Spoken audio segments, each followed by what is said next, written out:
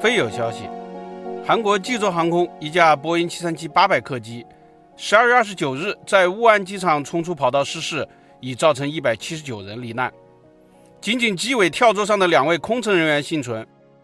关于这件事情的报道很多，包括咱们之前发的视频也有很多的讨论，但其中有大量不准确或者误解，咱们简单梳理了几条来说一下。一是飞机没有放油，着陆导致大火。这次空难的视频流传很广，撞击后产生了大火球，致使几乎全员覆没。有人说伤亡严重是因为没有放油，如果放油了就不会着这么大的火。首先，飞机放油并不是因为怕着火，而是为了减轻重量。飞机在起飞时需要把飞行途中的燃油都带上，可以非常重，随着飞行会逐渐消耗掉。但是降落时如果还那么重，起落架和机身都可能受不了。减重不能扔了乘客和行李，只能扔掉燃油。有些飞机有放油口，那就放油；没有放油口的就盘旋耗油。放燃油时放到符合落地重量就可以，放光是不可能的。而且就算把燃油都放光，飞机里面仍然有各种的润滑油和液压油，燃油系统里的管道也有很多的油。猛烈的撞击照样会着火，照样可能一个人也跑不出来。这架波音737客机大半夜从曼谷飞回来，飞了5个小时，超重是不可能的，所以根本不需要放油。二是飞机的客舱有毒气。这架飞机降落很匆忙，很多跟踪软件显示它从南向北沿着洞1号跑道降落，但实际上它是从另一个方向使用了19号跑道着陆的。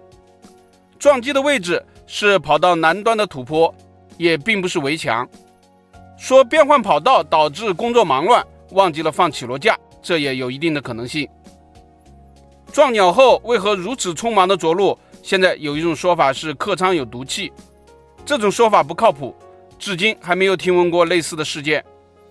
飞机的客舱空气从发动机引入，发动机撞鸟或者叶片故障时，烟雾进入客舱很呛人，这是经常有的，但因此把大量的乘客熏死从来没有听说过。撞鸟是常见的事故，飞行员一般都多次模拟训练。一般的做法是关闭撞鸟的发动机，单发降落。如果有必要，这时候引气也会改到另一侧。客舱的空气循环很快，1-2分钟就会明显改善。这次机上乘客由于地面交流，期间从未提及毒气。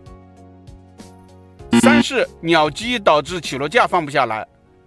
这起空难从一开始就被报道说鸟击导致起落架放不下来，这非常的不靠谱，至少不会是直接原因。